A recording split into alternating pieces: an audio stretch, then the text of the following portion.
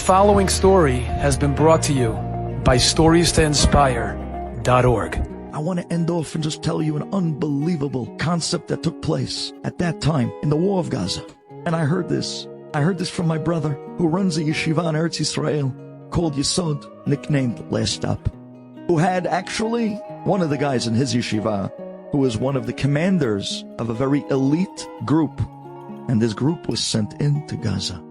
And this was a point where Gaza already was cleared out, and the only people remained behind were only the worst and the most dangerous of terrorists.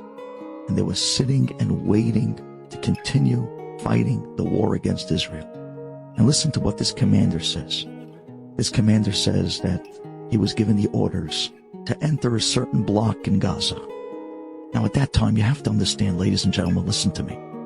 When a city goes dark and it becomes like a ghost town, and it literally became the battlefield itself, you have to appreciate the fact that there's nothing around, not even the animals. You know, the animals have a sixth sense, and this is studies show this many times, that on the impending danger, they already know that they're running off and they're nowhere to be found. They've seen this by volcanoes, they've seen this by hurricanes, where from the animals and their reaction, they have a sense for danger, impending danger, as even way before it takes place. There was nothing moving in Gaza. No humans, no animals, nothing. And here was this platoon of Israeli soldiers with this commando, the head commander standing in front of the group, entering this empty block, as Israeli intelligence were told that on this block in one of the basements was one of the largest stashes of explosives and C4 that was being used against Israel. And their mission was that they were going to somehow or other infiltrate the block, find out which building, which house, which basement the goods were being stashed, and to be able to take out the terrorists, and to be able to detonate, and to disarm them from all these explosives. You can imagine what type of mission this was. This was literally a life and death mission. And the commander says over that he hasn't slept in close to 36 hours. And it was hard for him to even see a few feet in front of him. He was constantly blinking, making sure that he had proper vision. And there they entered this empty block. In the front, there was a commander holstering his rifle. Right behind him, there was the man behind him with his hand on his shoulder. Behind him was another man with his hand on his shoulder. Behind him was another guy with his hand on his shoulder. And this is the way they went down the block, arm in arm, one at a time, literally as one unit, as a chain, all linked together, trying to come up with any direction that they may jump out on them. And they walked very quietly down this block.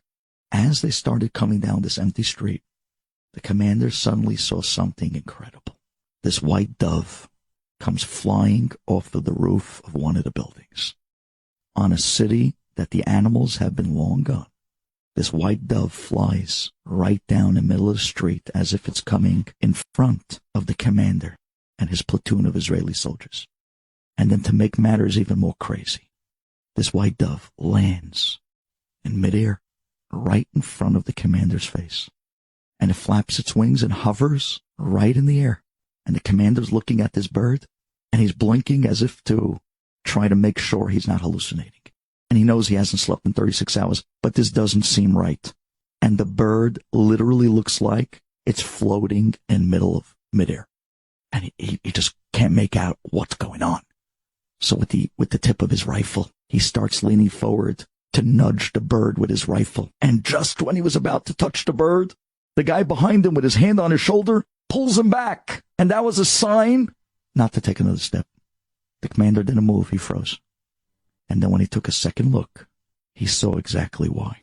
As his eyes refocused, he saw that this white dove wasn't hovering and floating in midair, but rather it landed on a very thin tripwire going right across the entire street. If he would have taken one more step, he would have tripped that wire, later to find out that that wire was connected to enough C4 and explosives to blow the entire block with all the Israeli soldiers. He looked back at that dove, as literally the bird looked back at him. The bird flew off, and the entire platoon was saved. We don't know the tripwires that are coming at us this year. But we do know that every time Borei Olam sends us a little white dove that lands on those little dangerous places and screams to us, open your eyes. Look what's happening. Look what's coming at us. This is not a time to be status quo. We need to react. We need to get the wake-up call and the message. Klal Yisrael. This is a time for tefillah. This is a time that tomorrow morning, starting tonight, we pray with minyanim.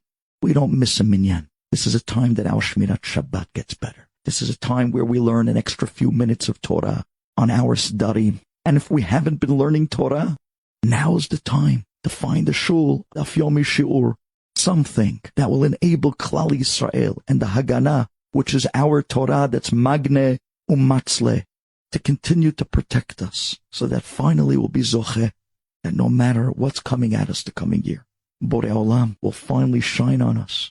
The Geula Krova, finally it'll come the moment where we'll see and we'll be able to say, Tzarotenu die. Enjoyed this story? Come again. Bring a friend. StoriesToInspire.org